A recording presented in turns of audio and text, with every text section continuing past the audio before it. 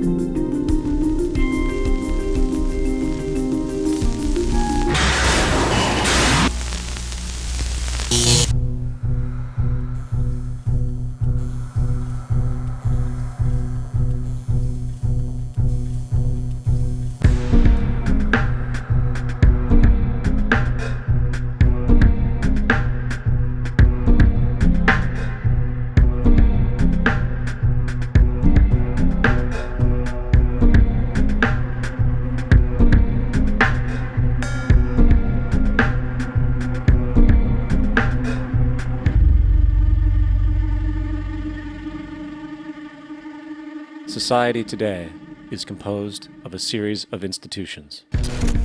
From political institutions, legal institutions, religious institutions, to institutions of social class, familial values, and occupational specialization. It is obvious the profound influence these traditionalized structures have in shaping our understandings and perspectives. Yet, of all the social institutions we are born into, directed by, and conditioned upon, there seems to be no system as taken for granted and misunderstood as the monetary system. Taking on nearly religious proportions, the established monetary institution exists as one of the most unquestioned forms of faith there is.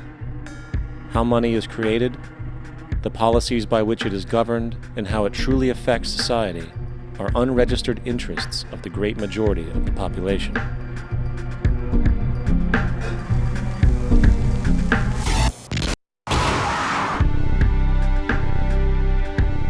In a world where 1% of the population owns 40% of the planet's wealth, in a world where 34,000 children die every single day from poverty and preventable diseases, and where 50% of the world's population lives on less than $2 a day, one thing is clear: something is very wrong. And whether we are aware of it or not, the lifeblood of all of our established institutions, and thus society itself, is money. Therefore, understanding this institution of monetary policy is critical to understanding why our lives are the way they are. Unfortunately, economics is often viewed with confusion and boredom. Endless streams of financial jargon coupled with intimidating mathematics quickly deters people from attempts at understanding it. However, the fact is, the complexity associated with the financial system is a mere mask, designed to conceal one of the most socially paralyzing structures humanity has ever endured.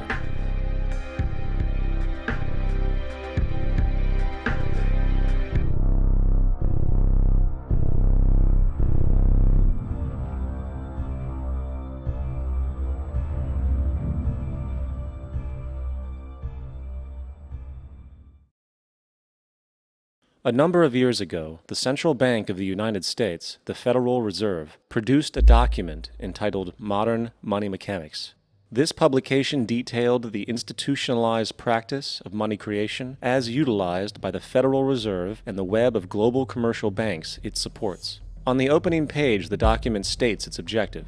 The purpose of this booklet is to describe the basic process of money creation in a fractional reserve banking system. It then proceeds to describe this fractional reserve process through various banking terminology, a translation of which goes something like this. The United States government decides it needs some money, so it calls up the Federal Reserve and requests, say, $10 billion. The Fed replies, saying, sure, we'll buy $10 billion in government bonds from you. So the government takes some pieces of paper, paints some official-looking designs on them, and calls them treasury bonds. Then it puts a value on these bonds to the sum of $10 billion and sends them over to the Fed. In turn, the people at the Fed draw up a bunch of impressive pieces of paper themselves, only this time calling them Federal Reserve notes, also designating a value of $10 billion to the set. The Fed then takes these notes and trades them for the bonds. Once this exchange is complete, the government then takes the $10 billion in Federal Reserve notes and deposits it into a bank account. And upon this deposit, the paper notes officially become legal tender money, adding $10 billion to the U.S. money supply. And there it is. $10 billion in new money has been created. Of course, this example is a generalization, for, in reality, this transaction would occur electronically, with no paper used at all. In fact, only 3% of the U.S. money supply exists in physical currency. The other 97% essentially exists in computers alone. Now, government bonds are, by design, instruments of debt, and when the Fed purchases these bonds, with money it essentially created out of thin air, the government is actually promising to pay back that money to the Fed. In other words, the money was created out of debt. This mind-numbing paradox of how money or value can be created out of debt or a liability will become more clear as we further this exercise. So, the exchange has been made and now $10 billion sits in a commercial bank account. Here's where it gets really interesting. For as based on the fractional reserve practice, that $10 billion deposit instantly becomes part of the bank's reserves, just as all deposits do. And regarding reserve requirements, as stated in Modern Money Mechanics, a bank must maintain legally required reserves equal to a prescribed percentage of its deposits. It then quantifies this by stating, under current regulations, the reserve requirement against most transaction accounts is 10%. This means that with a $10 billion deposit, 10% or $1 billion is held as the required reserve, while the other $9 billion is considered an excessive reserve and can be used as the basis for new loans. Now, it is logical to assume that this $9 billion is literally coming out of the existing $10 billion deposit. However, this is actually not the case. What really happens is that the $9 billion is simply created out of thin air on top of the existing $10 billion deposit. This is how the money supply is expanded. As stated in modern money mechanics, of course they, the banks, do not really pay out loans from the money they receive as deposits. If they did this, no additional money would be created. What they do when they make loans is to accept promissory notes, loan contracts, in exchange for credits, money, to the borrower's transaction accounts. In other words, the $9 billion can be created out of nothing simply because there is a demand for such a loan and that there is a $10 billion deposit to satisfy the reserve requirements. Now, let's assume that somebody walks into this bank and borrows the newly available $9 billion. They will then most likely take that money and deposit it into their own bank account. The process then repeats, for that deposit becomes part of the bank's reserves. 10% is isolated, and in turn 90% of the $9 billion, or $8.1 billion, is now available as newly created money for more loans. And of course, that 8.1 can be loaned out and redeposited, creating an additional 7.2 billion to 6.5 billion to 5.9 billion, etc. This deposit money creation loan cycle can technically go on to infinity. The average mathematical result is that about $90 billion can be created on top of the original $10 billion. In other words, for every deposit that ever occurs in the banking system, about 9 times that amount can be created out of thin air. Money jitters. Ask the obliging Bank of America for a jar of soothing instant money, M-O-N-E-Y, in the form of a convenient personal loan. So, now that we understand how money is created by this fractional reserve banking system, a logical yet elusive question might come to mind. What is actually giving this newly created money value? The answer? The money that already exists. The new money essentially steals value from the existing money supply. For the total pool of money is being increased irrespective to demand for goods and services. And as supply and demand finds equilibrium, prices rise, diminishing the purchasing power of each individual dollar. This is generally referred to as inflation, and inflation is essentially a hidden tax on the public. What is the advice that you generally get? And that is inflate the currency. They don't say debase the currency. They don't say devalue the currency. They don't say cheat the people who are saved. They say lower the interest rates. The real deception is when we distort the value of money. When we create money out of thin air, we have no savings, and yet there's so-called capital. So my question boils down to this: how in the world can we expect to solve the problems of inflation, that is, the increase in the supply of money, with more inflation? Of course, it can't. The fractional reserve system of monetary expansion is inherently inflationary. For the act of expanding the money supply, without there being a proportional expansion of goods and services in the economy, will always debase a currency.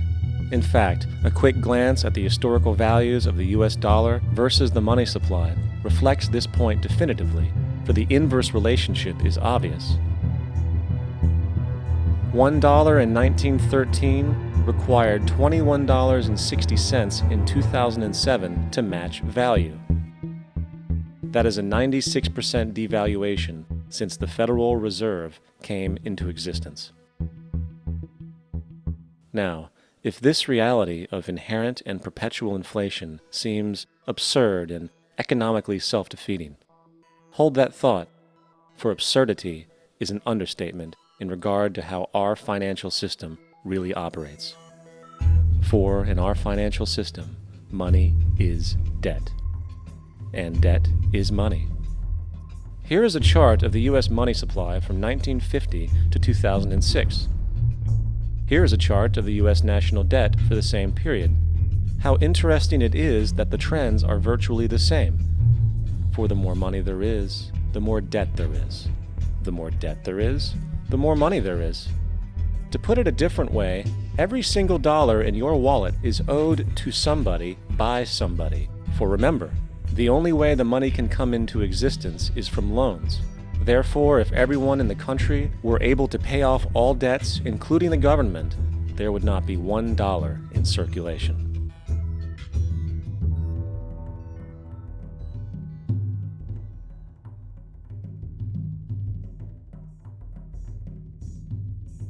In fact, the last time in American history the national debt was completely paid off was in 1835 after President Andrew Jackson shut down the central bank that preceded the Federal Reserve. In fact, Jackson's entire political platform essentially revolved around his commitment to shut down the central bank, stating at one point, "The bold efforts the present bank has made to control the government are but premonitions of the fate that awaits the American people should they be deluded into a perpetuation of this institution or the establishment of another like it." Unfortunately, his message was short-lived, and the international bankers succeeded to install another central bank in 1913, the Federal Reserve. And as long as this institution exists, perpetual debt is guaranteed. Now, so far we have discussed the reality that money is created out of debt, through loans. These loans are based on a bank's reserves, and reserves are derived from deposits. And through this fractional reserve system, any one deposit can create 9 times its original value, in turn debasing the existing money supply, raising prices in society. And since all this money is created out of debt and circulated randomly through commerce, people become detached from their original debt, and a disequilibrium exists where people are forced to compete for labor in order to pool enough money out of the money supply to cover their costs of living. As dysfunctional and backwards as all of this might seem, there is still one thing we have omitted from this equation. And it is this element of the structure which reveals the truly fraudulent nature of the system itself: the application of interest. When the government borrows money from the Fed, or when a person borrows money from a bank, it almost always has to be paid back with accrued interest. In other words, almost every single dollar that exists must be eventually returned to a bank with interest paid as well. But if all money is borrowed from the central bank and is expanded by commercial banks through loans, only what would be referred to as the principal is being created in the money supply. So then, where is the money to cover all of the interest that is charged? Nowhere. It doesn't exist. The ramifications of this are staggering, for the amount of money owed back to the banks will always exceed the amount of money that is available in circulation. This is why inflation is a constant in the economy, for new money is always needed to help cover the perpetual deficit built into the system, caused by the need to pay the interest. What this also means is that mathematically, defaults and bankruptcy are literally built into the system, and there will always be poor pockets of society that get the short end of the stick. An analogy would be a game of musical chairs, for once the music stops, somebody is left out to dry. And that's the point. It invariably transfers true wealth from the individual to the banks. For if you are unable to pay for your mortgage, they will take your property. This is particularly enraging when you realize that not only is such a default inevitable due to the fractional reserve practice, but also because of the fact that the money that the bank loaned to you didn't even legally exist in the first place. In 1969, there was a Minnesota court case involving a man named Jerome Daley, who was challenging the foreclosure of his home by the bank which provided the loan to purchase it. His argument was that the mortgage contract required both parties, being he and the bank, each put up a legitimate form of property for the exchange. In legal language, this is called consideration. Mr. Daley explained that the money was, in fact, not the property of the bank, for it was created out of nothing as soon as the loan agreement was signed. Remember what modern money mechanics stated about loans? What they do when they make loans is to accept promissory notes in exchange for credits. Reserves are unchanged by the loan transactions, but deposit credits constitute new additions to the total deposits of the banking system. In other words, the money doesn't come out of their existing assets. the bank is simply inventing it, putting up nothing of its own except for a theoretical liability on paper. As the court case progressed, the bank's president, Mr. Morgan, took the stand, and in the judge's personal memorandum, he recalled that the plaintiff, bank's president, admitted that, in combination with the Federal Reserve Bank, did create the money and credit upon its books by bookkeeping entry. The money and credit first came into existence when they created it. Mr. Morgan admitted that no United States law or statute existed which gave him the right to do this. A lawful consideration must exist and be tendered to support the note. The jury found that there was no lawful consideration, and I agree.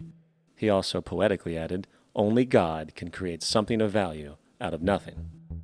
And upon this revelation, the court rejected the bank's claim for foreclosure, and Daley kept his home. The implications of this court decision are immense. For every time you borrow money from a bank, whether it is a mortgage loan or a credit card charge, the money given to you is not only counterfeit, it is an illegitimate form of consideration, and hence voids the contract to repay, for the bank never had the money as property to begin with. Unfortunately, such legal realizations are suppressed and ignored, and the game of perpetual wealth transfer and perpetual debt continues. And this brings us to the ultimate question: why? During the American Civil War, President Lincoln bypassed the high-interest loans offered by the European banks and decided to do what the Founding Fathers advocated, which was to create an independent and inherently debt-free currency.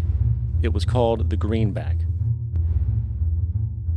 Shortly after this measure was taken, an internal document circulated between private British and American banking interests stated, "Slavery is but the owning of labor and carries with it the care of laborers, while the European plan is that capital shall control labor by controlling wages.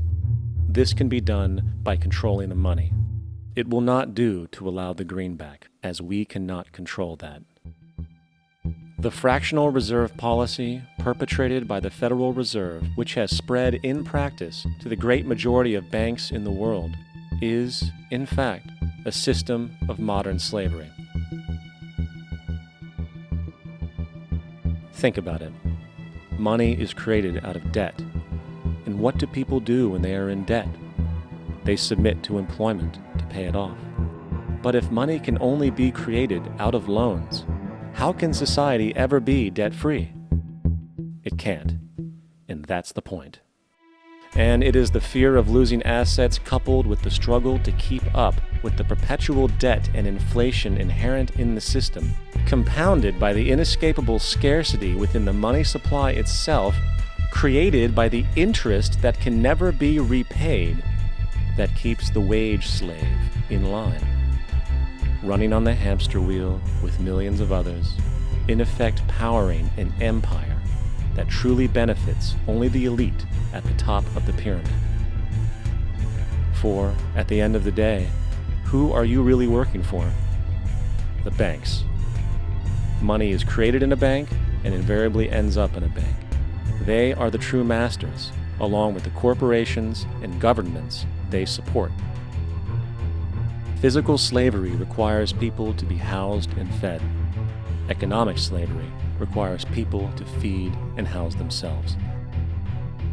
It is one of the most ingenious scams for social manipulation ever created, and at its core, it is an invisible war against the population. Debt is the weapon used to conquer and enslave societies, and interest is its prime ammunition.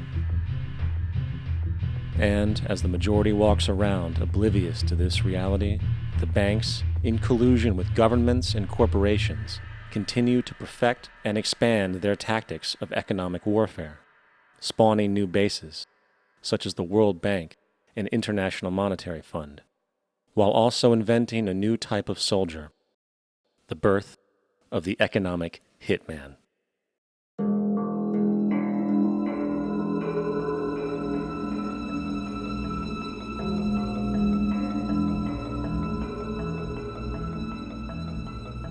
We economic hitmen really have been the ones responsible for creating this first truly global empire. And we work many different ways.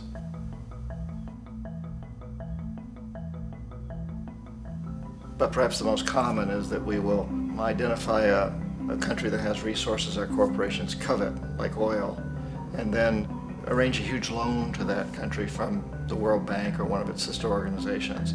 But the money never actually goes to the country. Instead, it goes to our big corporations to build infrastructure projects in that country, power plants, industrial parks, ports, things that benefit a few rich people in that country, in addition to our corporations, but really don't help the majority of the people at all. However, those people, the whole country is left holding a huge debt. It's such a big debt they can't repay it, and that's part of the plan, that they can't repay it. And so at some point, we economic hitmen go back to them and say, listen, you owe us a lot of money, can't pay your debts, so sell your oil real cheap to our oil companies. Allow us to build a military base in your country, or send troops in support of ours to someplace in the world like Iraq, or vote with us on the next UN vote. To have their electric utility company privatized and their water and sewage system privatized and sold to U.S. corporations or other multinational corporations. So there was that whole mushrooming thing, and it's so typical of the way the IMF and the World Bank work, that you put a country in debt, it's such a big debt it can't pay it, and then you offer to refinance that debt and pay even more interest. And you demand this quid pro quo, which you call a conditionality or good governance, which means basically that they've got to sell off their resources, including many of their social services, their utility companies, their school systems sometimes, their penal systems, their insurance systems, to foreign corporations. So it's a double, triple, quadruple whammy. The precedent for economic hitmen really began back in the early 50s when democratically elected Mossadegh, who was elected in Iran, he was considered to be the hope for democracy in the Middle East and around the world. He was Time Magazine's Man of the Year. But one of the things that he'd run on and began to implement was the idea that foreign oil companies needed to pay the Iranian people a lot more for the oil that they were taking out of Iran. The Iranian people should benefit from their own oil. Strange policy. We didn't like that, of course. But we were afraid to do what we normally were doing, which was to send in the military. Instead, we sent in one CIA agent, Kermit Roosevelt, Teddy Roosevelt's relative. And Kermit went in with a few $1 million and was very, very effective and efficient. And in a short amount of time, he managed to get Mossadegh overthrown and brought in the Shah of Iran to replace him, who always was favorable to oil. And it was extremely effective. Mobs overflow Tehran. Army officers shout that Mossadegh has surrendered and his regime as virtual dictator of Iran is ended. Pictures of the Shah are paraded through the streets as sentiment reverses. The Shah is welcomed home. So back here in the United States, in Washington, people looked around and said, wow, that was easy and cheap. So this established a whole new way of manipulating countries, of creating empire. The only problem with Roosevelt was that he was a card-carrying CIA agent, and had he been caught, the ramifications could have been pretty serious. So very quickly at that point, the decision was made to use private consultants to channel the money through the World Bank or the IMF or one of the other such agencies, to bring in people like me who worked for private companies, so that if we got caught, there would be no governmental ramifications.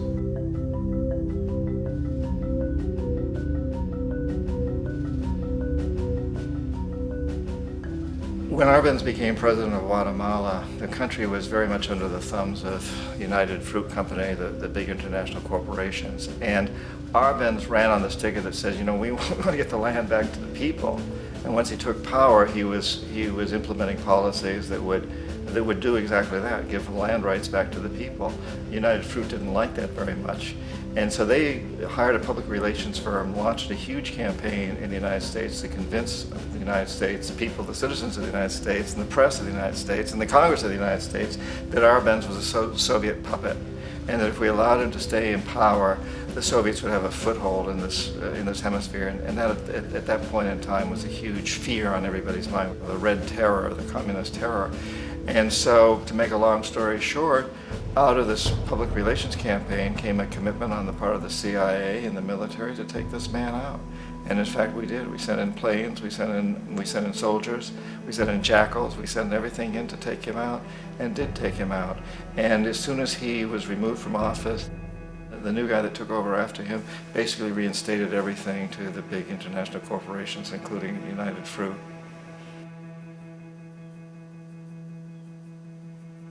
Ecuador for many, many years had been ruled by pro-US dictators, often relatively brutal. Then it was decided that they were going to have a truly democratic election. Jaime Roldos ran for office, and his main goal, he said, as president would be to make sure that Ecuador's resources were used to help the people. And he won, overwhelming, by more votes than anybody had ever won anything in Ecuador. And he began to implement these policies to make sure that the profits from oil went to help the people. Well, we didn't like that in the United States. I was sent down as one of several economic hitmen to change Roldos, to corrupt him, to bring him around, to let him know, okay, you can get very rich, you and your family, if you play our game, but if you continue to try to keep these policies you've promised, you're going to go. He wouldn't listen. He was assassinated. As soon as the plane crashed, the whole area was cordoned off. The only people allowed in were U.S. military from a nearby base and some of the Ecuadorian military. When an investigation was launched, 2 of the key witnesses died in car accidents before they had a chance to testify. A lot of very, very strange things that went on around the assassination of Jaime Roldos. I, like most people who've really looked at this case, have absolutely no doubt that it was an assassination. And of course, in my position as an economic hitman, I was always expecting something to happen to Jaime, whether it be a coup or assassination, I wasn't sure, but that he would be taken down because he was not being corrupted. He would not allow himself to be corrupted the way we wanted to corrupt him. Omar Torrijos, president of Panama, was, one of my favorite people. I really, really liked him. He was very charismatic. He was a guy who really wanted to help his country. And when I tried to bribe him or corrupt him, he said, look, John, he called me Juanito. He said, look, Juanito, I don't need the money. What I really need is for my country to be treated fairly. I need for the United States to repay the debts that you owe my people for all the destruction you've done here. I need to be in a position where I can help other Latin American countries win their independence and be free of this terrible presence from the north that you people are exploiting us so badly. I need to have the Panama Canal back in the hands of the Panamanian people. That's what I want. And so, leave me alone. Don't try to bribe me. It was 1981, and in May, Jaime Roldos was assassinated. And Omar was very aware of this. Torrijos got his family together and he said, I'm probably next, but it's okay because I've done what I came here to do. I've renegotiated the canal. The canal will now be in our hands. He just finished negotiating the treaty with Jimmy Carter. In June of that same year, just a couple of months later, he also went down in an airplane crash, which there's no question was executed by CIA-sponsored jackals. Tremendous amount of evidence that one of Torrijos' security guards handed him at the last moment as he was getting on the plane a tape recorder, a small tape recorder that contained a bomb.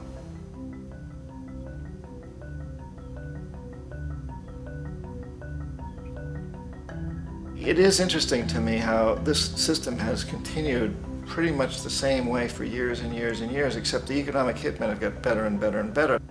Then we come up with, very recently, what happened in Venezuela. In 1998, Hugo Chavez gets elected president, following a long line of presidents who had been very corrupt and basically destroyed the economy of the country. And Chavez was elected amidst all that. Chavez stood up to the United States, and he's done it primarily demanding that Venezuelan oil be used to help the Venezuelan people. Well, we didn't like that in the United States. So in 2002, a coup was staged, which there's no question in my mind, and most other people's minds, that the CIA was behind that coup.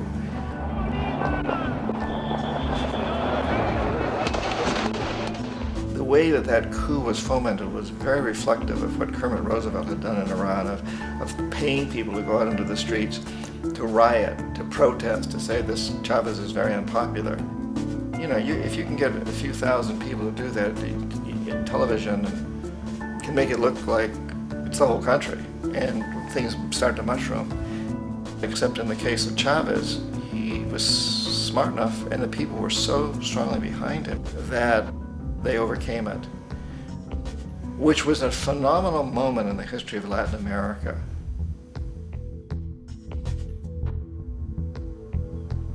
Iraq actually is a perfect example of the way the whole system works. So we economic hitmen are the first line of defense. We go in and we try to corrupt governments and get them to accept these huge loans, which we then use as leverage to basically own them.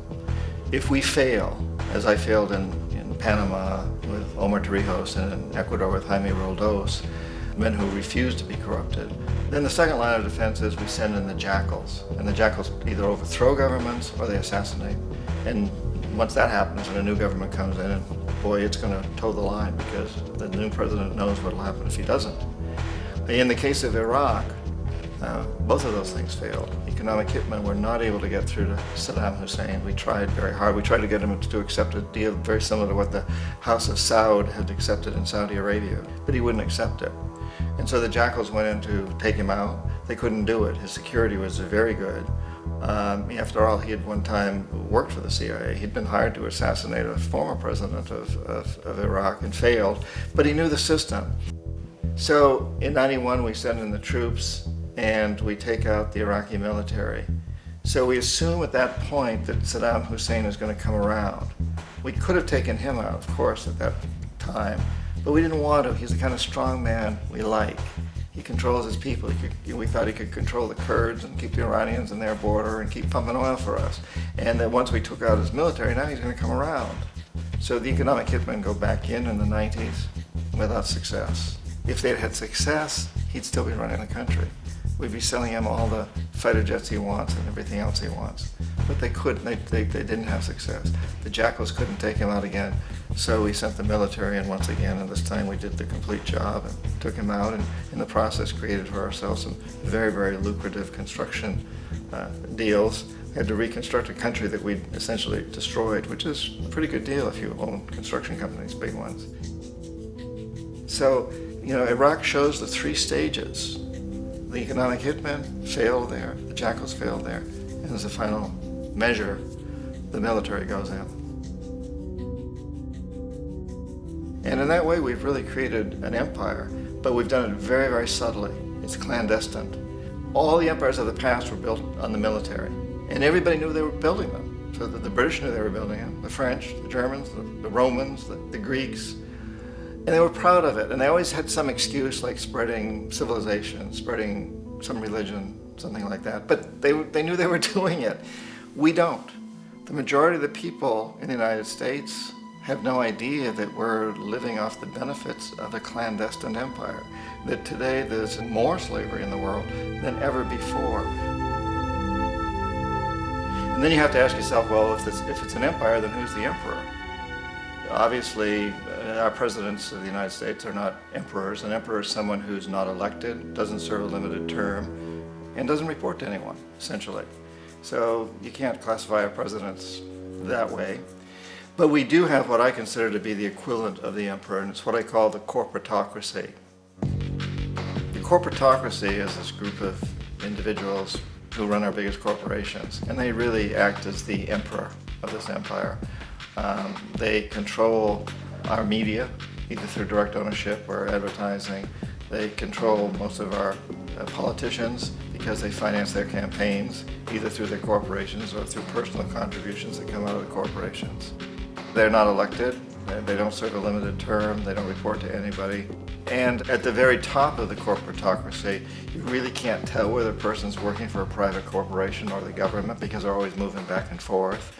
So, you know, you've got a guy who one moment is the president of a big construction company like Halliburton, and the next moment he's vice president of the United States, or the president who is in the oil business. And this is true whether you've got Democrats or Republicans in the office. You have the moving back and forth through the revolving door. And in a way, our government is invisible a lot of the time, and its policies are carried out by our corporations on one level or another. And then again, the policies of the government are basically forged by the corporatocracy and then presented to the government. They become government policy. So it's an incredibly cozy relationship. This isn't a conspiracy theory type of thing. These people don't have to get together and plot to do things. They all basically work under one primary assumption, and that is that they must maximize profits regardless of the social and environmental costs.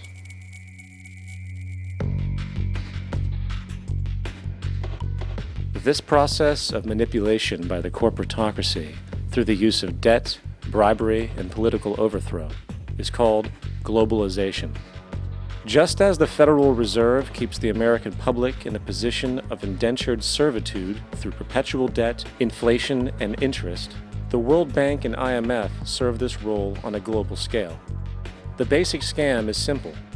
Put a country in debt either by its own indiscretion or through corrupting the leader of that country, then impose conditionalities or structural adjustment policies, often consisting of the following. Currency devaluation. When the value of a currency drops, so does everything valued in it.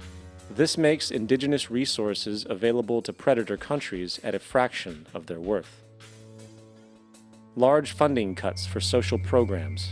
These usually include education and healthcare, compromising the well-being and integrity of the society, leaving the public vulnerable to exploitation. Privatization of state-owned enterprises. This means that socially important systems can be purchased and regulated by foreign corporations for profit. For example, in 1999, the World Bank insisted that the Bolivian government sell the public water system of its third largest city to a subsidy of the U.S. corporation Bechtel. As soon as this occurred, water bills for the already impoverished local residents skyrocketed. It wasn't until after a full-blown revolt by the people that the Bechtel contract was nullified. Then there is trade liberalization, or the opening up of the economy through removing any restrictions on foreign trade. This allows for a number of abusive economic manifestations, such as transnational corporations bringing in their own mass-produced products, undercutting the indigenous production and ruining local economies. An example is Jamaica, which, after accepting loans and conditionalities from the World Bank, lost its largest cash crop markets due to competition with Western imports. Today, countless farmers are out of work, for they are unable to compete with the large corporations. Another variation is the creation of numerous seemingly unnoticed, unregulated, inhumane sweatshop factories, which take advantage of the imposed economic hardship. Additionally, due to production deregulation, environmental destruction is perpetual, as a country's resources are often exploited by the indifferent corporations while outputting large amounts of deliberate pollution. The largest environmental lawsuit in the history of the world today is being brought on behalf of 30,000 Ecuadorian Amazonian people against Texaco, which is now owned by Chevron. So today it's against Chevron, but for activities conducted by Texaco. Estimated to be more than 18 times what the Exxon Valdez dumped into the coast of Alaska. In the case of Ecuador, it wasn't an accident. The oil companies did it intentionally. They knew they were doing it to save money out there rather than arranging for proper disposal. Furthermore, a cursory glance at the performance record of the World Bank reveals that the institution, which publicly claims to help poor countries develop and alleviate poverty, has done nothing but increase poverty and the wealth gap, while corporate profits soar. In 1960, the income gap between the fifth of the world's people in the richest countries versus the fifth in the poorest countries was 30-1. By 1998, it was 74-1. While global GNP rose 40% between 1970 and 1985, those in poverty actually increased by 17%. While from 1985 to 2000, those living on less than $1 a day increased by 18%. Even the Joint Economic Committee of the U.S. Congress admitted that there is a mere 40% success rate of all World Bank projects. In the late 1960s, the World Bank intervened in Ecuador with large loans. During the next 30 years, poverty grew from 50% to 70%. Under or unemployment grew from 15 to 70%. Public debt increased from 240 million to 16 billion, while the share of resources allocated to the poor went from 20% to 6%. In fact, by the year 2000, 50% of Ecuador's national budget had to be allocated for paying its debts. It is important to understand the World Bank is, in fact, a U.S. bank, supporting U.S. interests. For the United States holds veto power over decisions, as it is the largest provider of capital. And where did it get this money? You guessed it, it made it out of thin air through the fractional reserve banking system. Of the world's top 100 economies, as based on annual GDP, 51 are corporations, and 47 of that 51 are US-based. Walmart, General Motors, and Exxon are more economically powerful than Saudi Arabia, Poland, Norway, South Africa, Finland, Indonesia, and many others. And as protective trade barriers are broken down, currencies tossed together and manipulated in floating markets, and state economies overturned in favor of open competition and global capitalism, the empire expands. You get up on your little 21-inch screen and howl about America and democracy. There is no America.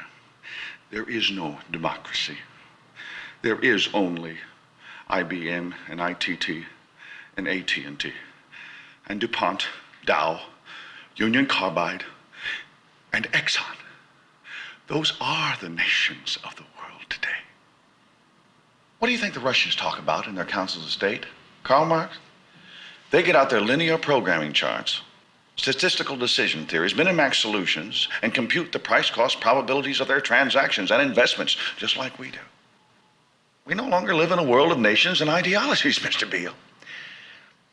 The world is a college of corporations, inexorably determined by the immutable bylaws of business.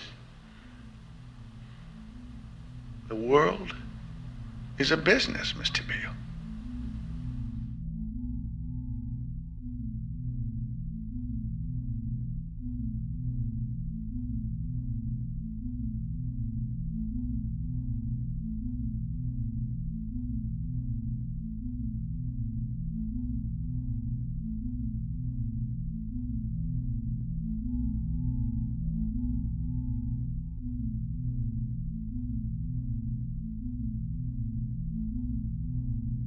The world is being taken over by a handful of business powers who dominate the natural resources we need to live while controlling the money we need to obtain these resources.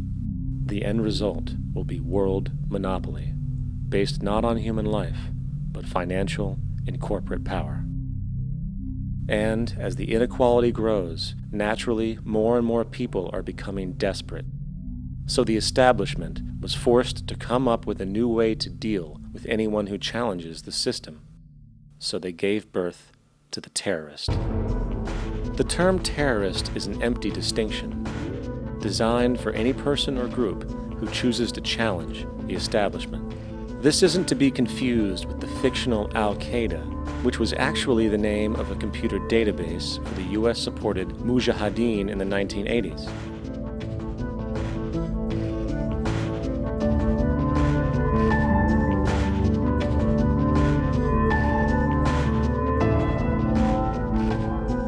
In 2007, the Department of Defense received $161.8 billion for the so-called global war on terrorism. According to the National Counterterrorism Center, in 2004, roughly 2,000 people were killed internationally due to supposed terrorist acts. Of that number, 70 were American.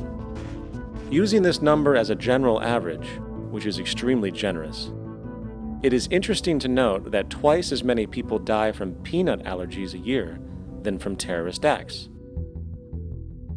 Concurrently, the leading cause of death in America is coronary heart disease, killing roughly 450,000 each year. And in 2007, the government's allocation of funds for research on this issue was about $3 billion.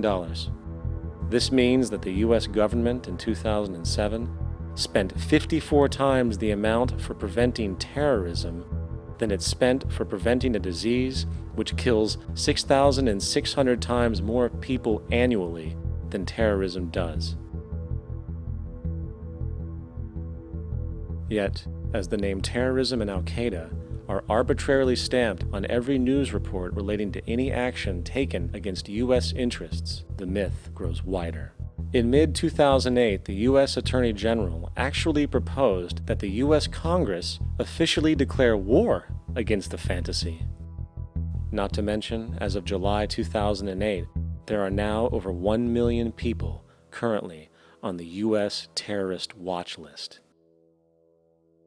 These so-called counterterrorism measures, of course, have nothing to do with social protection, and everything to do with preserving the establishment amongst the growing anti-American sentiment both domestically and internationally, which is legitimately founded on the greed-based corporate empire expansion that is exploiting the world. The true terrorists of our world do not meet at the docks at midnight or scream Allah Akbar before some violent action. The true terrorists of our world wear $5,000 suits and work in the highest positions of finance, government, and business. So, what do? How do we stop a system of greed and corruption that has so much power and momentum? How do we stop this aberrant group behavior which feels no compassion for, say, the millions slaughtered in Iraq and Afghanistan, so the corporatocracy can control energy resources and opium production for Wall Street profit?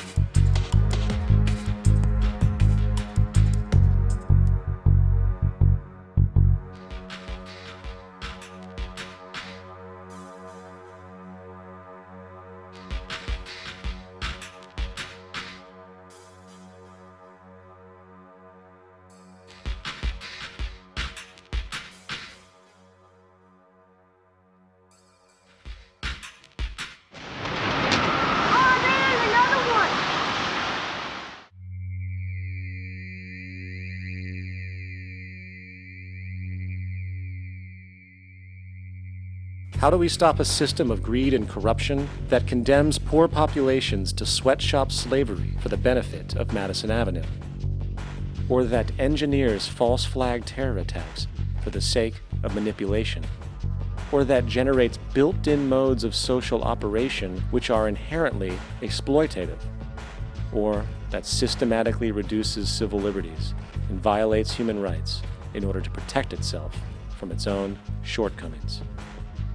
How do we deal with the numerous covert institutions, such as the Council on Foreign Relations, the Trilateral Commission, and the Bilderberg Group, and other undemocratically elected groups which, behind closed doors, collude to control the political, financial, social, and environmental elements of our lives? In order to find the answer, we must first find the true underlying cause. For the fact is, the selfish, corrupt, power, and profit-based groups are not the true source of the problem. They are symptoms.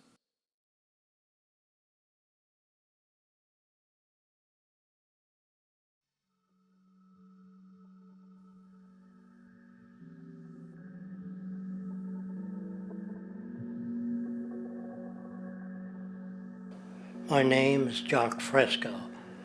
I'm an industrial designer and a social engineer.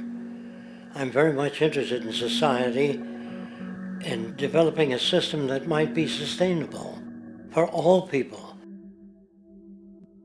First of all, the word corruption is a monetary invention. That aberrant behavior that's disruptive to the well-being of people, Well, you're dealing with human behavior. And human behavior appears to be environmentally determined, meaning if you were raised by the Seminole Indians as a baby, never saw anything else, you'd hold that value system. And this goes for nations, it goes for individuals, for families. They try to indoctrinate their children to their particular faith and their country and make them feel like they're part of that. And they build a society which they call established. They establish a workable point of view and tend to perpetuate that, whereas all societies are really emergent, not established. And so they fight new ideas that would interfere with the establishment. Governments try to perpetuate that which keeps them in power. People are not elected to political office to change things. They're put there to keep things the way they are. So you see, the basis of corruption is in our society. Let me make it clear. All nations, then, are basically corrupt because they tend to uphold existing institutions. I don't mean to uphold or downgrade all nations, but communism, socialism, fascism, the free enterprise system, and all other subcultures are the same. They are all basically corrupt.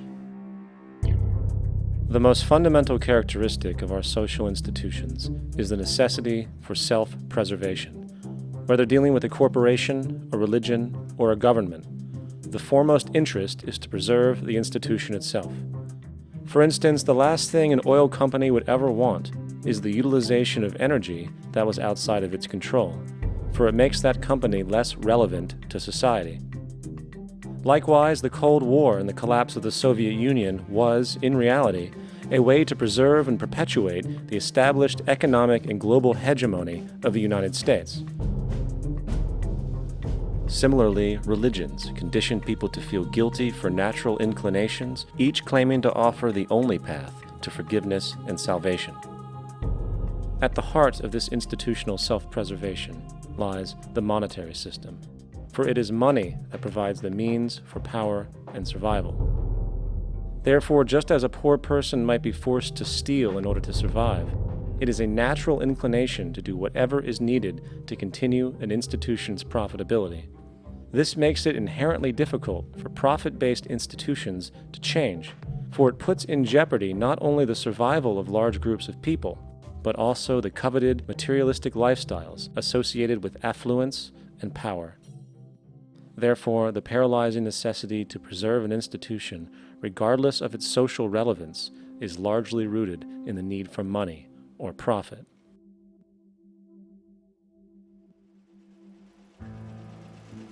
What's in it for me is why people think. And so if a man makes money selling a certain product, naturally he's going to fight the existence of another product that may threaten his institution. Therefore, people cannot be fair, and people do not trust each other. A guy will come over to you and say, I got just the house you're looking for. He's a salesman. When a doctor says, I think your kidney has to come out, I don't know if he's trying to pay off a yacht or whether my kidney has to come out. It's hard in a monetary system to trust people. If you came into my store and I said, this lamp that I've got is pretty good, but the lamp next door is much better, I wouldn't be in business very long. It wouldn't work. If I were ethical, it wouldn't work.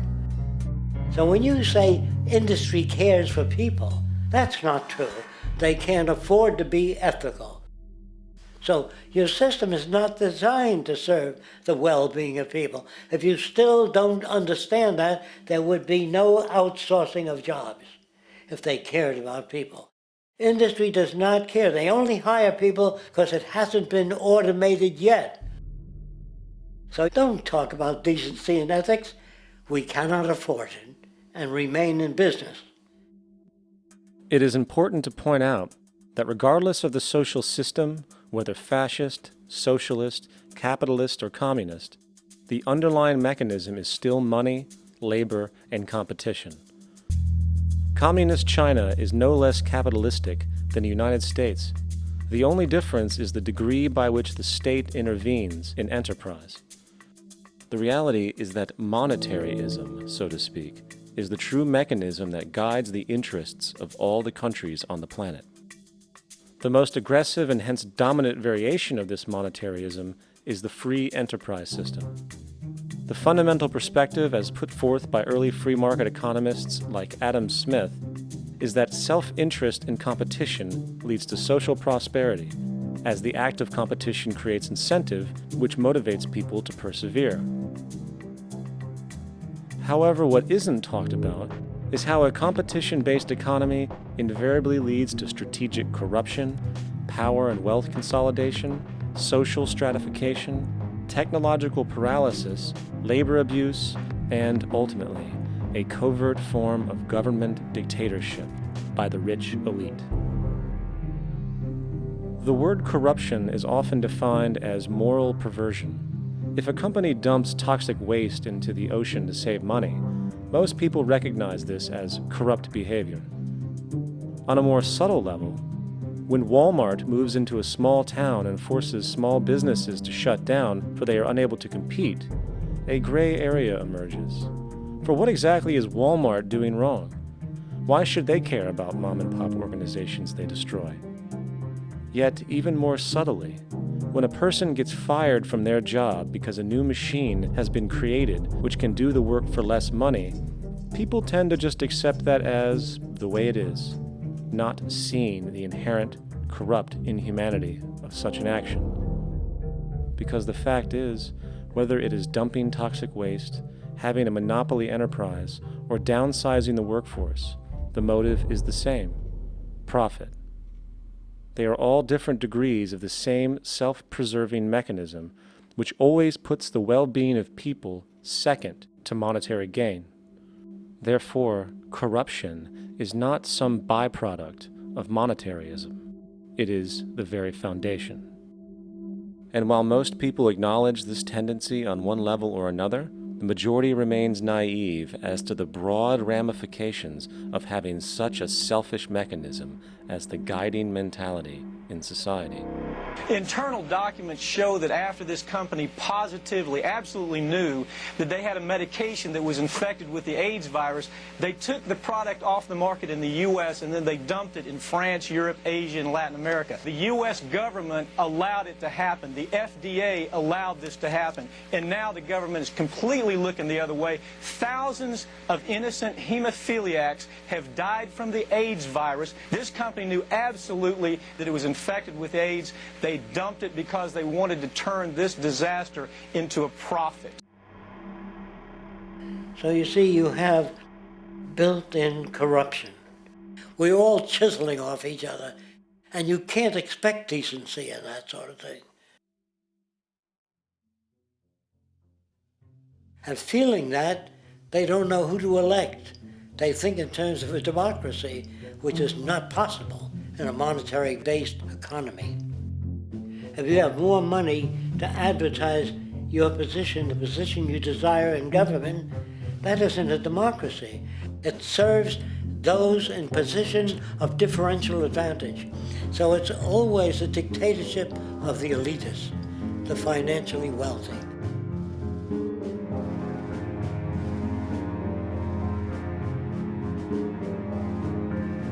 It is an interesting observation to note how seemingly unknown personalities magically appear on the scene as presidential candidates.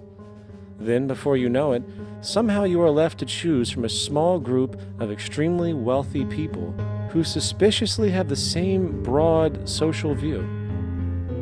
Obviously, it's a joke.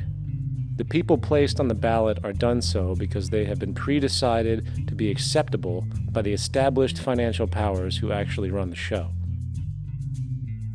Yet, many who understand this illusion of democracy often think, if only we could just get our honest, ethical politicians in power, then we would be okay.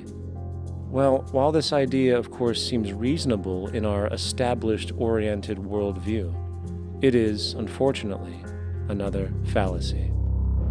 For when it really comes down to what is actually important, the institution of politics, and thus politicians themselves, have absolutely no true relevance as to what makes our world and society function. It's not politicians that can solve problems. They have no technical capabilities. They don't know how to solve problems. Even if they were sincere, they don't know how to solve problems. It's the technicians that produce the desalination plants. It's the technicians that give you electricity, that give you motor vehicles, that heat your house and cool it in the summertime. It's technology that solves problems, not politics. Politics cannot solve problems because they're not trained to do so. Very few people today stop and consider what it is that actually improves their lives. Is it money? Obviously not. One cannot eat money or stuff money into their car to get it to run. Is it politics? All politicians can do is create laws, establish budgets, and declare war. Is it religion? Of course not. Religion creates nothing except intangible emotional solace for those who require it. The true gift that we as human beings have, which has been solely responsible for everything that has improved our lives, is technology. What is technology? Technology is a pencil which allows one to solidify ideas on paper for communication. Technology is an automobile which allows one to travel faster than feet would allow. Technology is a pair of eyeglasses which enables sight for those who need it. Applied technology itself is merely an extension of human attributes which reduces human effort, freeing humans from a particular chore or problem. Imagine what your life would be like today without a telephone, or an oven, or a computer, or an airplane. Everything in your home, which you take for granted, from a doorbell, to a table, to a dishwasher, is technology generated from the creative, scientific ingenuity of human technicians, not money, politics, or religion. These are false institutions. And writing your congressman is fantastic. They tell you to write your congressman if you want something done. The men in Washington should be at the forefront of technology, the forefront of human studies, the forefront of crime, all the factors that shape human behavior. You don't have to write your congressman. What kind of people are they that are appointed to do that job? The future will have great difficulty. And the question that's raised by politicians is, how much will a project cost? The question is not how much will it cost. Do we have the resources? And we have the resources today to house everyone, build hospitals all over the world, build schools all over the world, the finest equipment and labs for teaching and doing medical research. So you see, we have all that, but we're in a monetary system. And in a monetary system, there's profit. And what is the fundamental mechanism that drives the profit system besides self-interest? What is it exactly that maintains that competitive edge at its core? Is it high efficiency and sustainability? No, that isn't part of their design. Nothing produced in our profit-based society is even remotely sustainable or efficient. If it was, there wouldn't be a multi-million-dollar-a-year service industry for automobiles, nor would the average lifespan for most electronics be less than 3 months before they're obsolete. Is it abundance? Absolutely not. Abundance, as based on the laws of supply and demand, is actually a negative thing. If a diamond company finds 10 times the usual amount of diamonds during their mining, it means the supply of diamonds has increased, which means the cost and profit per diamond drops. The fact is, efficiency, sustainability, and abundance are enemies of profit. To put it into a word, it is the mechanism of scarcity that increases profits. What is scarcity? Based on keeping products valuable. Slowing up production on oil raises the price. Maintaining scarcity of diamonds keeps the price high. They burn diamonds at the Kimberley diamond mines. They made a carbon that keeps the price up. So then, what does it mean for society when scarcity, either produced naturally or through manipulation, is a beneficial condition for industry.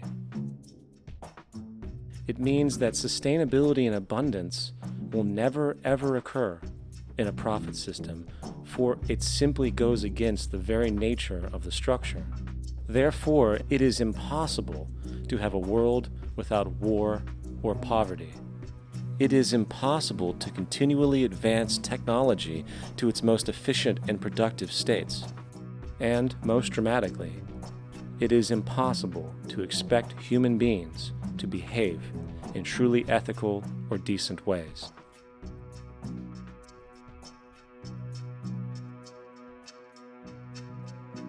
People use the word instinct because they can't account for the behavior. They sit back and they evaluate with their lack of knowledge, and they say things like, humans are built a certain way, greed is a natural thing, as though they've worked for years on it, and it's no more natural than wearing clothing. What we want to do is to eliminate the causes of the problems, eliminate the processes that produce greed and bigotry and prejudice and people taking advantage of one another and elitism, eliminating the need for prisons and welfare. We have always had these problems because we have always lived within scarcity and barter and monetary systems that produce scarcity. If you eradicate the conditions that generate what you call socially offensive behavior, it does not exist. The guy said, well, isn't that inborn? No, it's not. There is no human nature, there's human behavior, and that's always been changed throughout history. You're not born with bigotry and greed and corruption and hatred. You pick that up within the society. War, poverty, corruption, hunger, misery, human suffering will not change in a monetary system. That is, there'll be very little significant change. It's going to take the redesign of our culture, our values, and it has to be related to the carrying capacity of the earth, not some human opinion or some politician's notions of the way the world ought to be, or some religious notions of the conduct of human affairs. And that's what the Venus Project is about. The society that we're about to talk about is a society that is free of all the old superstitions, incarceration, prisons, police, cruelty, and law. All laws will disappear, and the professions will disappear that are no longer valid, such as stockbrokers, bankers, advertising, gone forever, because it's no longer relevant. When we understand that it is technology devised by human ingenuity which frees humanity and increases our quality of life, we then realize that the most important focus we can have is on the intelligent management of the Earth's resources. For it is from these natural resources we gain the materials to continue our path of prosperity. Understanding this, we then see that money fundamentally exists as a barrier to these resources, for virtually everything has a financial cost. And why do we need money to obtain these resources? Because of real or assumed scarcity. We don't usually pay for air and tap water because it is in such high abundance, selling it would be pointless. So then, logically speaking, if resources and technologies applicable to creating everything in our societies, such as houses, cities, and transportation, were in high enough abundance, there would be no reason to sell anything. Likewise, if automation and machinery was so technologically advanced as to relieve human beings of labor, there would be no reason to have a job. And with these social aspects taken care of, there would be no reason to have money at all. So the ultimate question remains: do we on Earth have enough resources and technological understanding to create a society of such abundance that everything we have now could be available without a price tag and without the need for submission through employment? Yes, we do. We have the resources and technology to enable this at a minimum, along with the ability to raise the standard of living so high that people in the future will look back at our civilization now and gawk at how primitive and immature our society was.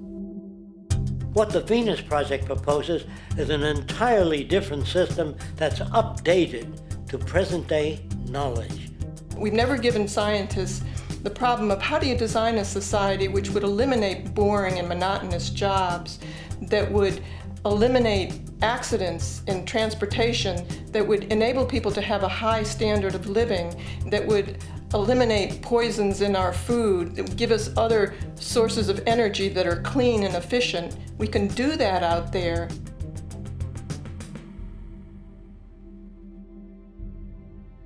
The major difference between a resource-based economy and a monetary system is that a resource-based economy is really concerned with people and their well-being, where a monetary system has become so distorted that the concerns of the people are really secondary, if they're there at all. The products that are turned out are for how much money you can get. If there is a problem in society and you can't earn money from solving that problem, then it won't be done.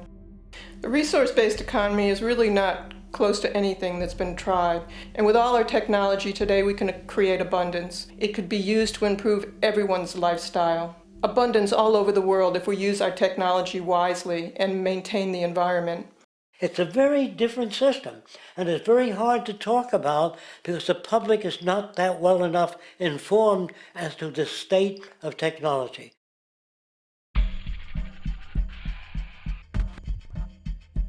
At present, we don't have to burn fossil fuels. We don't have to use anything that would contaminate the environment. There are many sources of energy available. Alternative energy solutions pushed by the establishment, such as hydrogen, biomass, and even nuclear, are highly insufficient, dangerous, and exist only to perpetuate the profit structure that industry has created. When we look beyond the propaganda and self-serving solutions put forth by the energy companies, we find a seemingly endless stream of clean, abundant, and renewable energy for generating power. Solar and wind energy are well known to the public, but the true potential of these mediums remains unexpressed. Solar energy, derived from the sun, has such abundance that 1 hour of light at high noon contains more energy than what the entire world consumes in a year. If we could capture 0.01% of this energy, the world would never have to use oil, gas, or anything else. The question then is not availability, but the technology to harness it. And there are many advanced mediums today which could accomplish just that, if they were not hindered by the need to compete for market share with the established energy power structures. Then there's wind energy. Wind energy has long been denounced as weak, and due to being location-driven, impractical. This is simply not true. The U.S. Department of Energy admitted in 2007 that if wind was fully harvested in just 3 of America's 50 states, it could power the entire nation. And then there are the rather unknown mediums of tidal and wave power. Tidal power is derived from tidal shifts in the ocean. Installing turbines which capture this movement generates energy. In the United Kingdom, 42 sites are currently noted as available, forecasting that 34% of all the UK's energy could come from tidal power alone. Wave power, which extracts energy from the surface motions of the ocean, is estimated to have a global potential of up to 80,000 terawatt-hours a year. This means 50% of the entire planet's energy usage could be produced from this medium alone. Now, it is important to point out that tidal, wave, solar, and wind power requires virtually no preliminary energy to harness, unlike coal, oil, gas, biomass, hydrogen, and all the others. In combination, these 4 mediums alone, if efficiently harnessed through technology, could power the world forever. That being said, there happens to be another form of clean, renewable energy which trumps them all: geothermal power. Geothermal energy utilizes what is called heat mining, which, through a simple process using water, is able to generate massive amounts of clean energy. In 2006, an MIT report on geothermal energy found that 13,000 zettajoules of power are currently available in the Earth, with the possibility of 2,000 zettajoules being easily tappable with improved technology. The total energy consumption of all the countries on the planet is about half of a zettajoule a year. This means about 4,000 years of planetary power could be harnessed in this medium alone. And when we understand that the Earth's heat generation is constantly renewed, this energy is really limitless and could be used forever. These energy sources are only a few of the clean, renewable mediums available, and as time goes on, we will find more. The grand realization is that we have total energy abundance without the need for pollution, traditional conservation, or in fact, a price tag. And what about transportation? The prevailing means of transportation in our societies is by automobile and aircraft, both of which predominantly need fossil fuels to run. In the case of the automobile, the battery technology needed to power an electric car that can go over 100 miles an hour for over 200 miles on one charge exists, and has existed for many years. However, due to battery patents controlled by the oil industry, which limits their availability to maintain market share, coupled with political pressure from the energy industry, the accessibility and affordability of this technology is limited. There is absolutely no reason other than pure, corrupt profit interest that every single vehicle in the world cannot be electric and utterly clean, with zero need for gasoline. As far as airplanes, it is time we realize that this means of travel is inefficient, cumbersome, slow, and causes far too much pollution. This is a maglev train. It uses magnets for propulsion. It is fully suspended by a magnetic field and requires less than 2% of the energy used for plane travel. The train has no wheels, so nothing can wear out. The current maximum speed of versions of this technology, as used in Japan, is 361 miles per hour. However, this version of the technology is very dated. An organization called ET3, which has connections with the Venus Project, has established a tube-based maglev that can travel up to 4,000 miles per hour in a motionless, frictionless tube, which can go over land or underwater. Imagine going from LA to New York for an extended lunch break, or from Washington, D.C. to Beijing, China in 2 hours. This is the future of continental and intercontinental travel, fast, clean, with only a fraction of the energy usage we use today for the same means. In fact, between maglev technology, advanced battery storage, and geothermal energy, there would be no reason to ever burn fossil fuels again. And we can do this now if we were not held back by the paralyzing profit structure. Now, America is inclined toward fascism. It has a propensity by its dominant philosophy and religion to uphold the fascist point of view. American industry is essentially a fascist institution. If you don't understand that, the minute you punch that time clock, you walk into a dictatorship.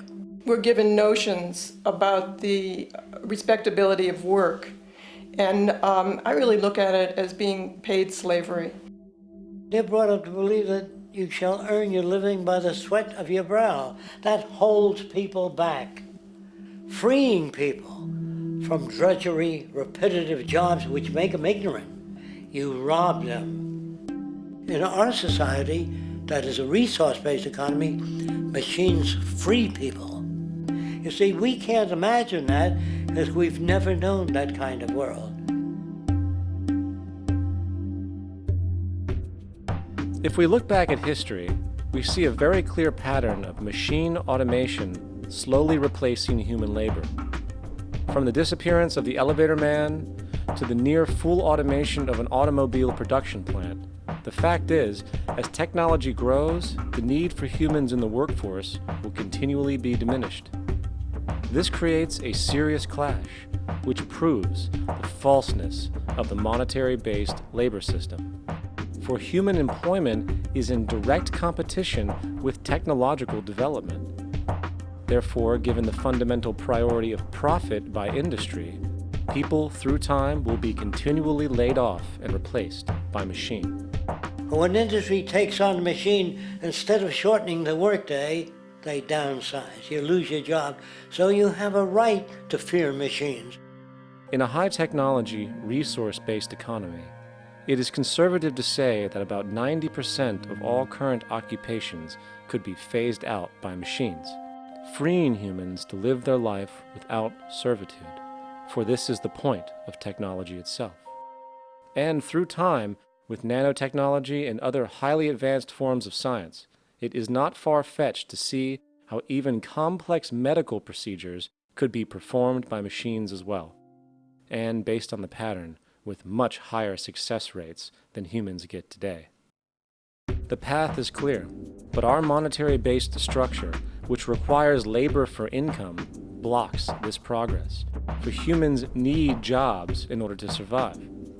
The bottom line is that this system must go, or we will never be free, and technology will be constantly paralyzed.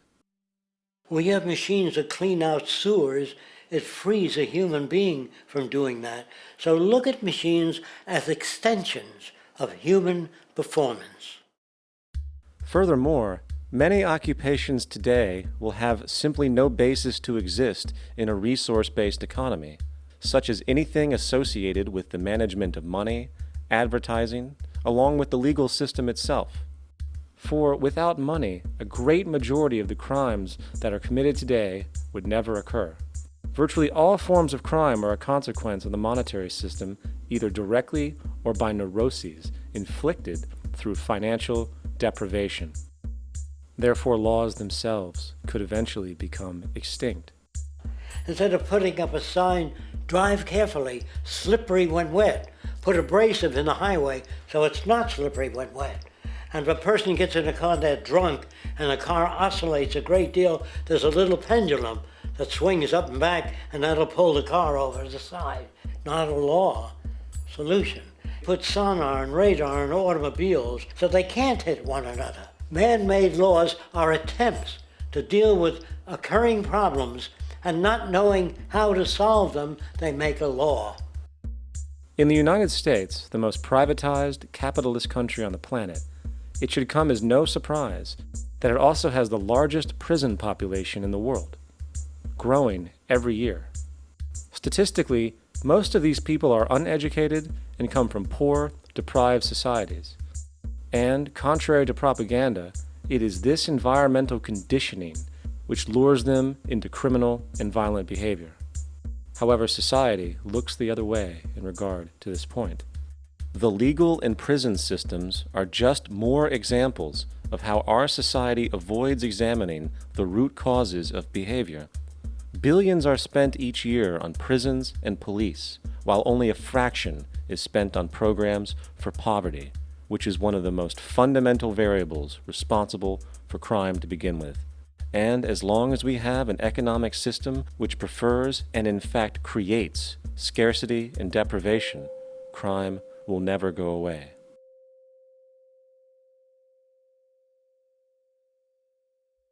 If people have access to the necessities of life without servitude, debt, barter, trade, they behave very differently. You want all these things available without a price tag. Now then, you gotta have a price tag. Well, what'll motivate people? Man gets everything he wants, he just lay around in the sun. This is the myth they perpetuate. People in our culture are trained to believe that the monetary system produces incentive. If they have access to things, why should they want to do anything? They will lose their incentive. That's what you're taught to support the monetary system. When you take money out of the scenario, there would be different incentives, very different incentives. When people have access to the necessities of life, their incentives change. What about the moon and the stars? New incentives arise. If you make a painting that you will enjoy giving it to other people, not selling it.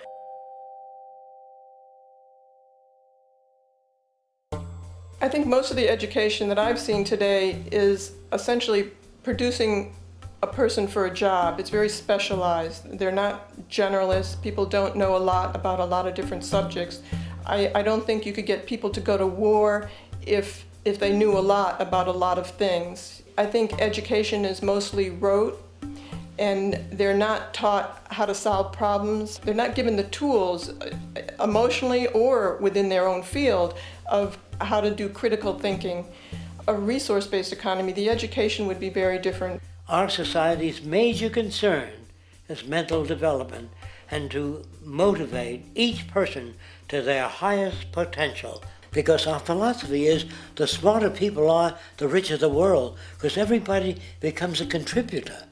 The smarter your kids are, the better my life will be, because they'll be contributing more constructively to the environment and to my life, because everything that we devise within a resource-based economy would be applied to society. There would be nothing to hold it back. Patriotism, weapons, armies, navies, all that is a sign that we're not civilized yet. Kids will ask their parents, didn't you see the necessity of the machines?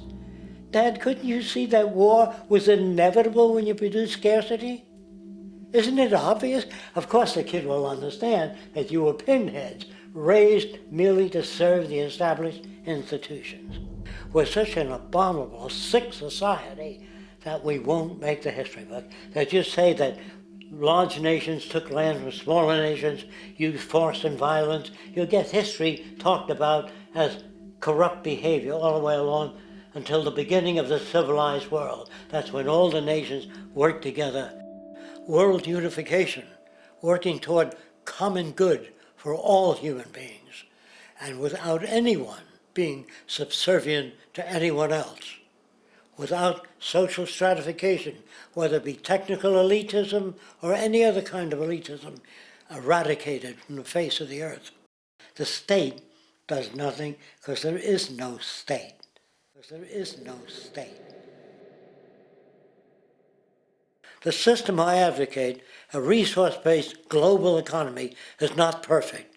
It's just a lot better than what we have. We can never achieve perfection.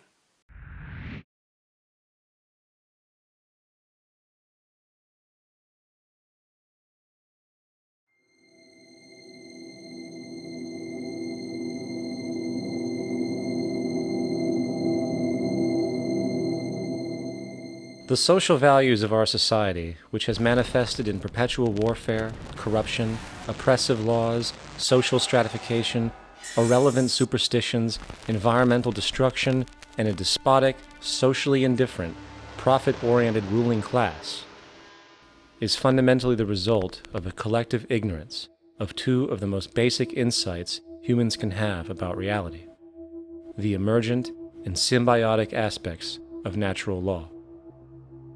The emergent nature of reality is that all systems, whether it is knowledge, society, technology, philosophy, or any other creation, will, when uninhibited, undergo fluid, perpetual change. What we consider commonplace today, such as modern communication and transportation, would have been unimaginable in ancient times. Likewise, the future will contain technologies, realizations, and social structures that we cannot even fathom in the present. We have gone from alchemy to chemistry, from a geocentric universe to a heliocentric, from believing that demons were the cause of illness to modern medicine. This development shows no sign of ending, and it is this awareness that aligns us and leads us on a continuous path to growth and progress. Static, empirical knowledge does not exist. Rather, it is the insight of the emergence of all systems we must recognize. This means we must be open to new information at all times, even if it threatens our current belief system and hence identities. Sadly, society today has failed to recognize this, and the established institutions continue to paralyze growth by preserving outdated social structures. Simultaneously, the population suffers from a fear of change, for their conditioning assumes a static identity, and challenging one's belief system usually results in insult and apprehension, for being wrong is erroneously associated with failure, when, in fact, to be proven wrong should be celebrated, for it is elevating someone to a new level of understanding, furthering awareness. The fact is, there is no such thing as a smart human being, for it is merely a matter of time before their ideas are updated, changed, or eradicated. And this tendency to blindly hold on to a belief system, sheltering it from new, possibly transforming information, is nothing less than a form of intellectual materialism. The monetary system perpetuates this materialism not only by its self-preserving structures, but also through the countless number of people who have been conditioned into blindly and thoughtlessly upholding these structures, therefore becoming self-appointed guardians of the status quo. Sheep, which no longer need a sheepdog to control them, for they control each other by ostracizing those who step out of the norm. This tendency to resist change and uphold existing institutions for the sake of identity, comfort, power, and profit is completely unsustainable and will only produce further imbalance, fragmentation, distortion, and invariably, destruction. It's time to change. From hunters and gatherers to the agricultural revolution to the industrial revolution, the pattern is clear. It is time for a new social system which reflects the understandings we have today. The monetary system is a product of a period of time where scarcity was a reality. Now, with the age of technology, it is no longer relevant to society. Gone with the aberrant behavior it manifests. Likewise, dominant worldviews, such as theistic religion, operate with the same social irrelevancy. Islam, Christianity, Judaism, Hinduism, and all of the others exist as barriers to personal and social growth, for each group perpetuates a closed worldview, and this finite understanding that they acknowledge is simply not possible in an emergent universe. Yet, religion has succeeded in shutting down the awareness of this emergence by instilling the psychological distortion of faith upon its followers, where logic and new information is rejected in favor of traditionalized, outdated beliefs. The concept of God is really a method of accounting for the nature of things. In the early days, people didn't know enough about how things formed, how nature worked, so they invented their own little stories. And they made God in their own image. A guy that gets angry. When people don't behave right, he creates floods and earthquakes. They say it's an act of God. A cursory glance at the suppressed history of religion reveals that even the foundational myths themselves are emergent culminations, developed through influence over time. For example, a cardinal doctrine of the Christian faith is the death and resurrection of Christ. This notion is so important that the Bible itself states, "And if Christ be not risen, then is our preaching vain, and your faith is also vain."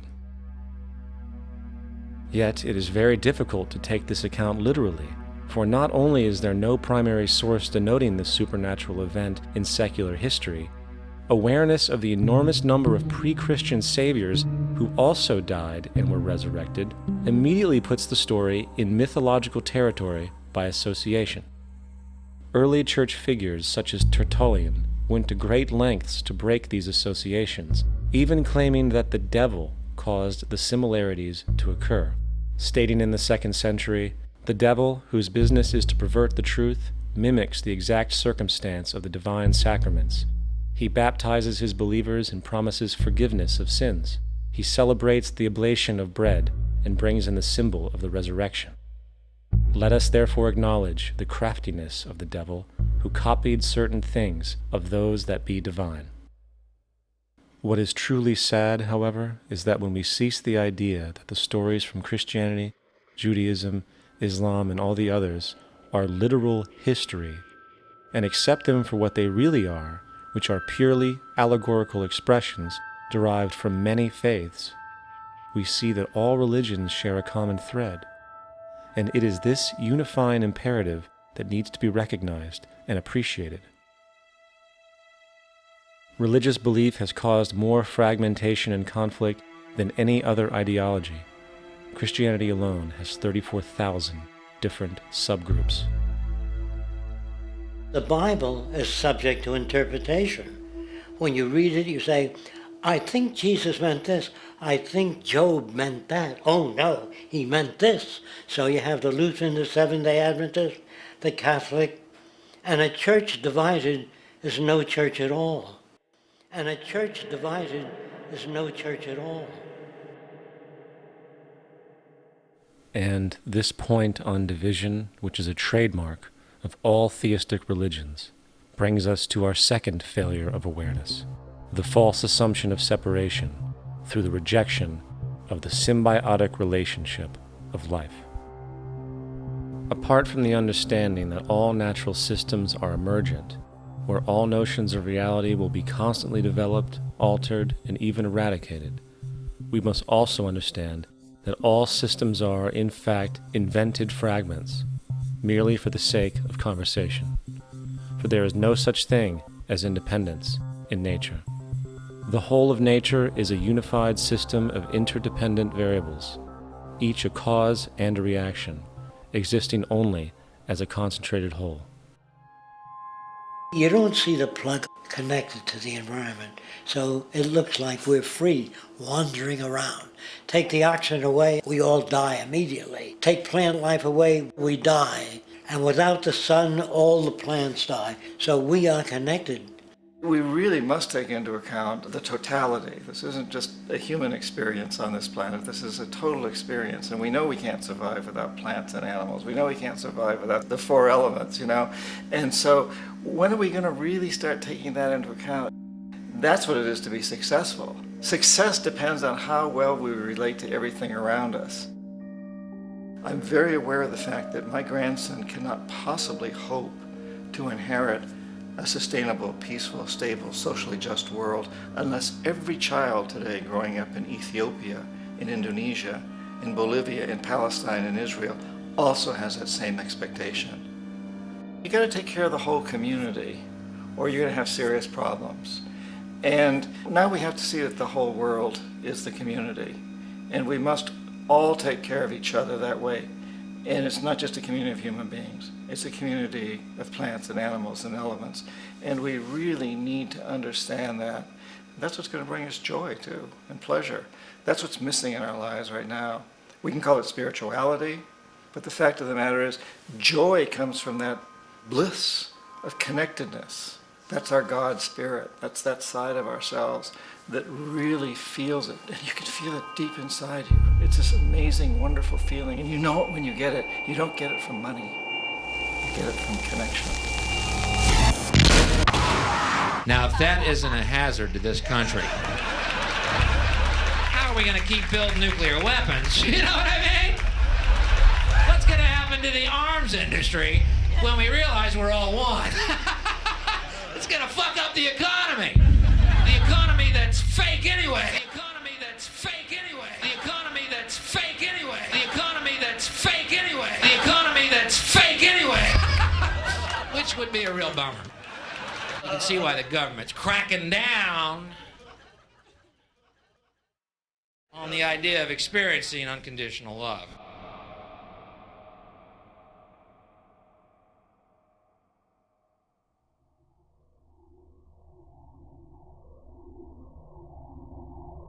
Once we understand that the integrity of our personal existences are completely dependent on the integrity of everything else in our world, we have truly understood the meaning of unconditional love. For love is extensionality, and seeing everything as you and you as everything can have no conditionalities. For, in fact, we are all everything at once.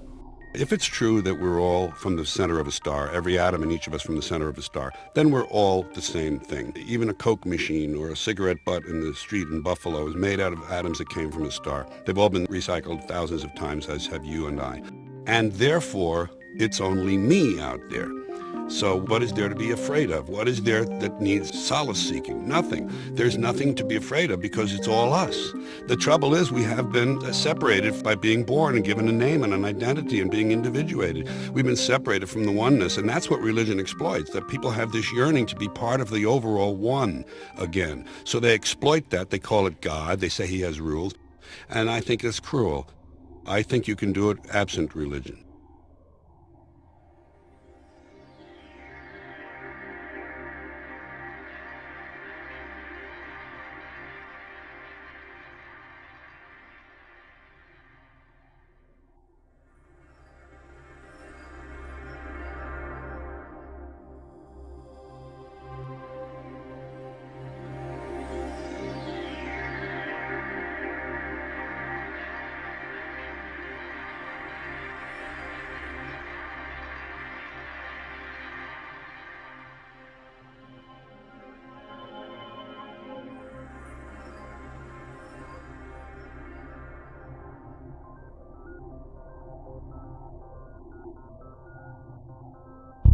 It's time to claim the unity our outmoded social systems have broken apart, and work together to create a sustainable global society where everyone is taken care of and everyone is truly free. Your personal beliefs, whatever they may be, are meaningless when it comes to the necessities of life. Every human being is born naked, needing warmth, food, water, shelter. Everything else is auxiliary. Therefore, the most important issue at hand is the intelligent management of the Earth's resources. This can never be accomplished in a monetary system, for the pursuit of profit is the pursuit of self-interest, and therefore imbalance is inherent. Simultaneously, politicians are useless, for our true problems in life are technical, not political. Furthermore, ideologies that separate humanity, such as religion, need strong reflection in the community in regard to its value, purpose, and social relevancy. Hopefully, through time, religion will lose its materialism and basis in superstition and move into the useful field of philosophy. The fact is, society today is backwards, with politicians constantly talking about protection and security rather than creation, unity, and progress. The U.S. alone now spends about $500 billion annually on defense. That is enough to send every high school senior in America to a 4-year college. In the 1940s, the Manhattan Project produced the first true weapon of mass destruction. This program employed 130,000 people at an extreme financial cost. Imagine what our life would be like today if that group of scientists, instead of working on a way of killing people, worked on a way to create a self-sustaining, abundant world. Life today would be very, very different if that was their goal. Instead of weapons of mass destruction, it is time to unleash something much more powerful. Weapons of mass creation. Our true divinity is in our ability to create, and armed with the understanding of the symbiotic connections of life, while being guided by the emergent nature of reality, there is nothing we cannot do or accomplish. Of course, we face strong barriers in the form of established power structures that refuse to change. At the heart of these structures is the monetary system. As explained earlier, the fractional reserve policy is a form of slavery through debt, where it is literally impossible for society to be free. In turn, free market capitalism in the form of free trade uses debt to imprison the world and manipulate countries into subservience to a handful of large business and political powers. Apart from these obvious amoralities, the system itself is based on competition, which immediately destroys the possibility of large-scale collaborations for the common good, hence paralyzing any attempt at true global sustainability. These financial and corporate structures are now obsolete, and they must be outgrown. Of course, we cannot be naive enough to think that the business and financial elite are going to subscribe to this idea, for they will lose power and control. Therefore, peaceful yet highly strategic action must be taken. The most powerful course of action is simple. We have to alter our behavior to to force the power structure to the will of the people. We must stop supporting the system. The only way the establishment will change is by our refusal to participate, while continuously acknowledging its endless flaws and corruptions. They're not going to give up the monetary system because of our designs of what we recommend. The system has to fail, and people have to lose confidence in their elected leaders. That will be a major turning point if the Venus Project is offered as a possible alternative. If not, I fear the consequences. The trends now indicate that our country is going bankrupt. The probability is our country will move toward a military dictatorship to prevent riots and complete social breakdown. Once the U.S. breaks down, all the other cultures will undergo similar things. As of now, the world financial system is on the brink of collapse due to its own shortcomings. The Comptroller of Currency stated in 2003 that the interest on the U.S. national debt will not be affordable in less than 10 years. This theoretically means total bankruptcy for the U.S. economy, and its implications for the world are immense. In turn, the fractional reserve-based monetary system is reaching its theoretical limits of expansion, and the banking failures you are seeing are just the beginning. This is why inflation is skyrocketing, all debt is at record levels, and the government and Fed are hemorrhaging new money to bail out the corrupt system. For the only way to keep the banks going is by making more money. The only way to make more money is to create more debt and inflation.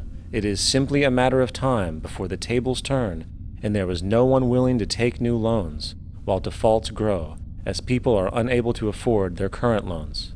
Then the expansion of money will stop, and contraction will begin on a scale never before seen, ending a century-long pyramid scheme. This has already begun. Therefore, we need to expose this financial failure for what it is, using this weakness to our advantage. Here are some suggestions. Expose the banking fraud. Citibank, JP Morgan Chase, and Bank of America are the most powerful controllers within the corrupt Federal Reserve System. It's time to boycott these institutions. If you have a bank account or a credit card with any of them, move your money to another bank. If you have a mortgage, refinance with another bank. If you own their stock, sell it. If you work for them, quit.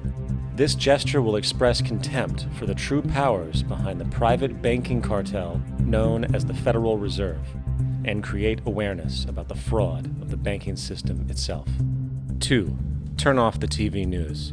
Visit the emerging independent news agencies on the internet for your information. CNN, NBC, ABC, Fox, and all the others present all news pre-filtered to maintain the status quo. With 4 corporations owning all major media outlets, objective information is impossible. This is the true beauty of the internet, and the establishment has been losing control because of this free flow of information. We must protect the internet at all times, as it is truly our savior right now. 3. Don't ever allow yourself, your family, or anyone you know to ever join the military. This is an obsolete institution now used exclusively for maintaining an establishment that is no longer relevant. U.S. soldiers in Iraq work for U.S. corporations, not the people. Propaganda forces us to believe that war is natural and the military is an honorable institution. Well, if war is natural, why are there 18 suicides every single day by American veterans who have post-traumatic stress disorder? If our military men and women are so honored, why is it that 25% of the American homeless population are veterans? 4. Stop supporting the energy companies. If you live in a detached house, get off the grid. Investigate every means of making your home self-sustainable with clean energy. Solar, wind, and other renewable energies are now affordable consumer realities, and considering the never-ending rising cost of traditional energies, it will likely be a cheaper investment over time. If you drive, get the smallest car you can, and consider using one of the many conversion technologies that can enable your car to be a hybrid, electric, or run on anything other than establishment fuels. 5. Reject the political system. The illusion of democracy is an insult to our intelligence. In a monetary system, there is no such thing as a true democracy, and there never was. We have two political parties owned by the same set of corporate lobbyists. They are placed in their positions by the corporations, with popularity artificially projected by their media. In a system of inherent corruption, the change of personnel every couple of years has very little relevance. Instead of pretending that the political game has any true meaning, focus your energy on how to transcend this failed system. And 6. Join the movement. Go to the zeitgeistmovement.com and help us create the largest mass movement for social change the world has ever seen. We must mobilize and educate everyone about the inherent corruption of our current world system, along with the only true sustainable solution, declaring all the natural resources on the planet as common heritage to all people, while informing everyone as to the true state of technology and how we can all be free if the world works together rather than fights. The choice lies with you. You can continue to be a slave to the financial system and watch the continuous wars, depressions, and injustice across the globe while placating yourself with vain entertainment and materialistic garbage. Or you can focus your energy on true, meaningful, lasting, holistic change, which actually has the realistic ability to support and free all humans with no one left behind. But in the end, the most relevant change must occur first inside of you. The real revolution is the revolution of consciousness, and each one of us first needs to eliminate the divisionary, materialistic noise we have been conditioned to think is true, while discovering, amplifying, and aligning with the signal coming from our true empirical oneness. It is up to you. What we are trying during all these discussions and talks here is to see if we cannot radically bring about a transformation of the mind. Not accept things as they are, but to understand it, to go into it, to examine it. Give your heart and your mind with everything that you have to find out a way of living differently.